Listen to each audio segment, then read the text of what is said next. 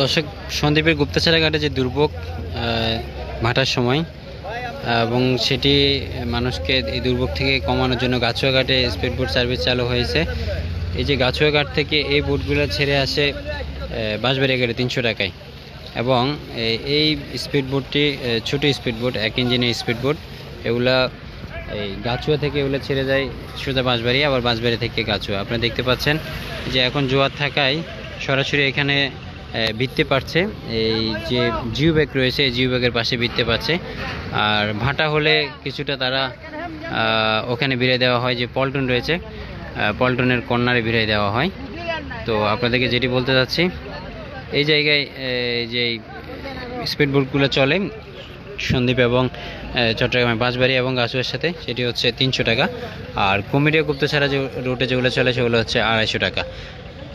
দর্শক, দেখতে পাচ্ছেন একটি পরিপূর্ণ স্পিড বোট। এখানে ভালোই যাত্রী হচ্ছে, তার কারণ হচ্ছে গুপ্তছড়ার পাড়ে ভাটার সময় সেই কাদামাটিতে মানুষজনের কষ্ট এবং ভোগান্তি লেগেই আছে। আর এই ঘাটে সোজা পায়ে হেঁটে একেবারে নদী শান্ত থাকলে অনায়াসে যাতায়াত করতে পারে। এখন শীত মৌসুম, আর এই শীত মৌসুমে কোনো ধরনের ভোগান্তি ছাড়াই এখানে যাতায়াত করতে পারছে স্পিড বোট। এই স্পিড বোটটি এখন সন্দ্বীপের উদ্দেশ্যে ছেড়ে যাবে। এখনই এটা ছেড়ে যাবে সন্দ্বীপের গাছুয়া ঘাটের উদ্দেশ্যে। এটি দেখতে পাচ্ছেন প্রায় 1 2 3 4 8 জন, 9 জন, 10 জন, আবার 13 জনের মতো যাত্রী বসতে পারবে এইখানটি থেকে। কিন্তু এগুলো আগের তুলনায় ছোটো স্পিড বোট। বর্তমানে যে স্পিড বোটগুলো চলাচল করছে কুমিল্লা বাঁশবাড়িয়াতে, সেগুলো 24 জন এবং 26 জনের স্পিড বোট, এটি 12 জনের স্পিড বোট।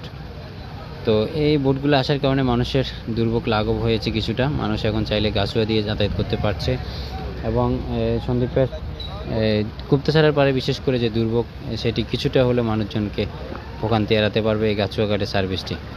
এখনই ছেড়ে দিবে স্পিড বোটটি, এবং ভাড়া নিচ্ছে তারা 300 টাকা।